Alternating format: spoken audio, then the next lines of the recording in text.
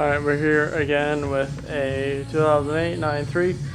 What goes wrong on them? What do you imagine goes wrong on them? What always goes wrong on them is the rear springs. Front springs are just as common, which, as you may have already seen, I think I did a video about changing the front springs in this car. Well, now I'm going to do the rear. This one's broke. I'm just got a part from upstairs, got a used one, just going to throw it on real quick. Just the rear spring, no shocks or nothing, just the rear spring because it's broke, and I'm gonna be taking a little long trip, and I might as well just put this spring on, and yeah, do a quick go through. Take the wheel off, take the shock off, and then take the lower control arm bolt out, and then big pry bar, pry down, and replace the spring. Lower it and do it. You'll see. Pretty easy. So the wheel is off, and next step is to take this bolt out. And this bolt, I'll probably take this bolt out first, then this one, then put a big pry bar. Oh, sorry. Put a big pry bar in the lower control arm here, and pry down and pull the spring out. And then put the new spring in, and lower the car down and use a jack, and pry up on here, and align the bolt hole, put it through, and then bolt this in after. Actually, bolt this in first. Sorry, I forgot to say. I'll bolt that in first.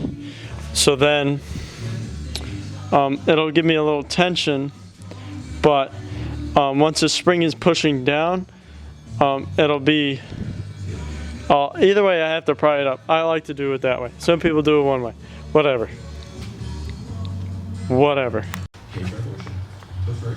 E20, the bolt came right out, impact, so that wasn't too bad. And then you just leave it like that. Then you want to do this one, which is, I believe, E18.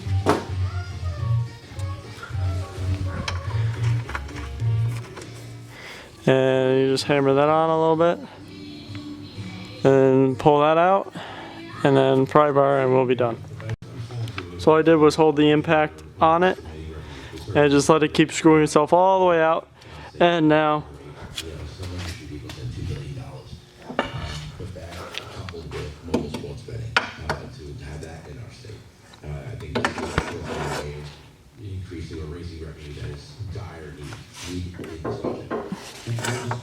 sometimes they might have to pry it this way. The bushing might be getting stuck like that. Yep. Now put the pry bar back in here, and the spring's ready to come out. You need two hands.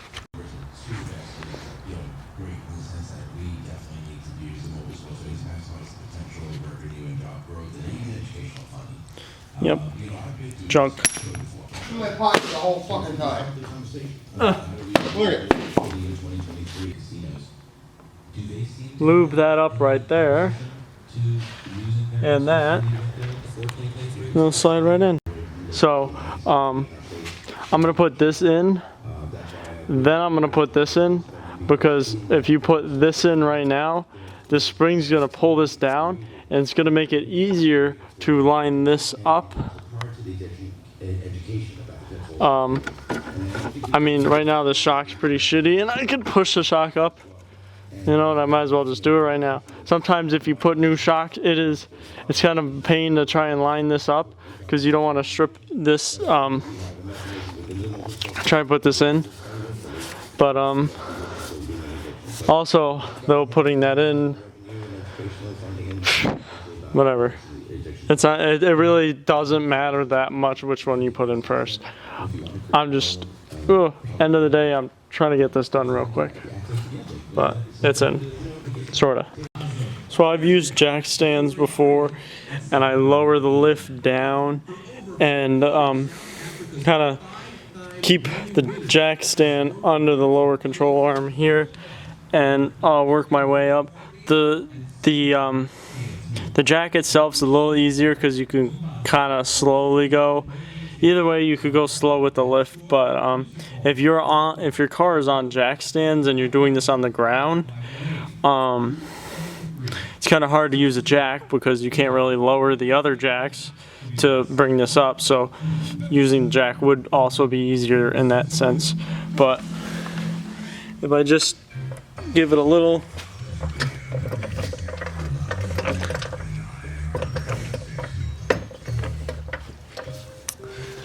prying and check, sometimes the bushing in here will twist and you need like a punch or a screwdriver to try and straighten it out. And I'm gonna put the screwdriver in it now and see how close I can get it before I put the bolt and nut back in. I got it pretty dang close. You don't want to beat up on you don't want to hit this with a hammer sometimes because you can screw up the head of the bolt. And if you don't really screw it up too much, if you hit the socket, if this isn't perfectly lined up, you could damage the threads by trying to smash it into the other end. Might not be lined up. So, and it's through. Now I'll raise it up, tighten this, make sure everything else is tight, put the wheel on, torque that down, and the new spring is sitting all pretty in this dirty car. Before I put the wheel on, I was just thinking about the jack. If you've never done it before, sometimes you might put a tall stand under here. If you're using a lift, and lower it.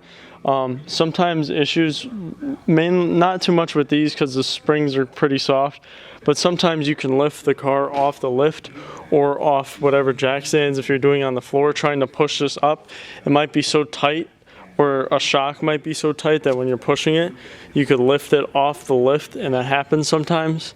It's a little scarier when you're doing it up in the air and the car is like not on the pad or pads because it's lifting up so much. So that's why it's a little safer to use it like this, because the car is already low. And as long as you watch,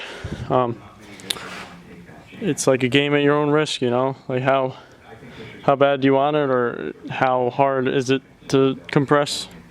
Some cars you actually have to compress.